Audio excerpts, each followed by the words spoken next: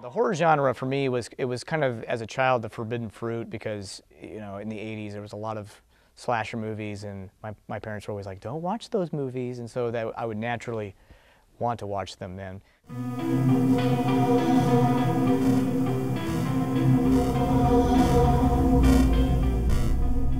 It built this fascination in with horror stories and things like that. So a lot of his storytelling is around that. As it got into junior high and high school, I started using the camera and actually making little short animations and films in high school.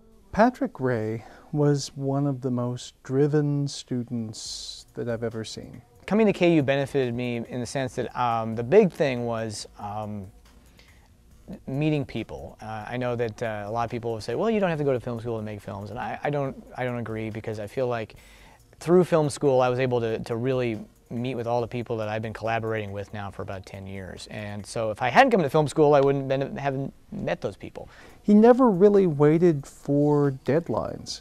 I mean, he was a real self-starter. Sino Reality Pictures was formed in 2001. Ryan Jones and I met each other at first semester at KU, at a KU Filmworks meeting, and I had brought a rather daunting project to the KU Filmworks to make, and it ended up not getting selected because it was kind of ridiculous. He and I worked together on it for about a year and a half, and then we decided to form Sino Reality Pictures, and we started making more and more short films. If we had any free time, we were working on 2 or 3 projects at once. He's got a lot of talented people. I've noticed over the years he's able to get talented people in this area to work on his films. It's really cool to work with somebody who is incredibly creative and incredibly organized. That's a rare combination.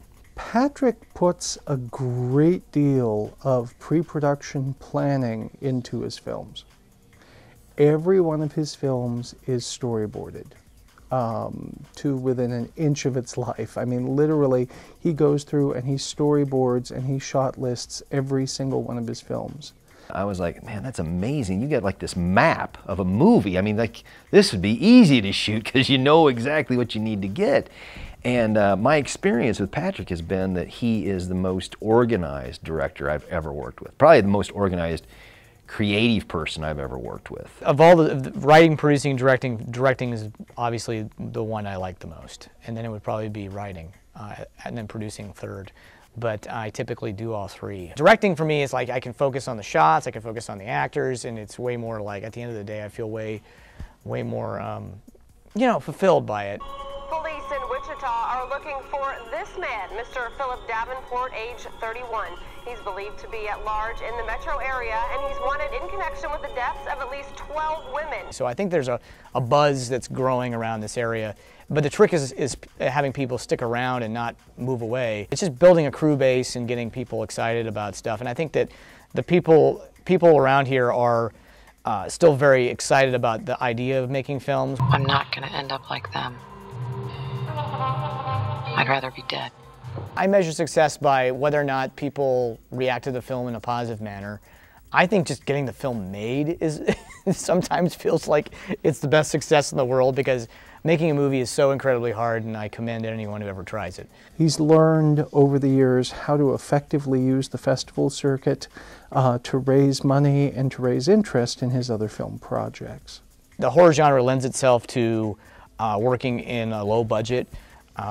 While, you know, if you want to make a sci-fi action movie, you got to have a lot of money. With horror, you can do a lot with very little. You know, the horror community has really embraced him, and that for me as a producer, from a marketing standpoint, that makes me feel really warm and fuzzy, because it's like, hey, guess what? There's already kind of this market built in for Patrick's films. We just got to go make it. I see Patrick as someone who will have a long and illustrious career in making horror films. Well, really making any films that he sets his mind to. Future projects. Well, I have a film that I'm working on called Rhino, which is not a horror movie. It's a movie, a drama thriller about 2 drug dealers. And so there's this little bit of like tension that builds between them, and it turns into like, escalates into attempted murder, but I won't say much more about the script. You know, we're always entertained by Patrick. He's just one of those dynamic personalities. He's always a mover and shaker and has something going on and a story to tell. You know, and he's not waiting for a ship to come in. I mean, he's actually actively building a ship because he's going sailing somewhere. And you just kind of want to go along for the ride. I'll see you now.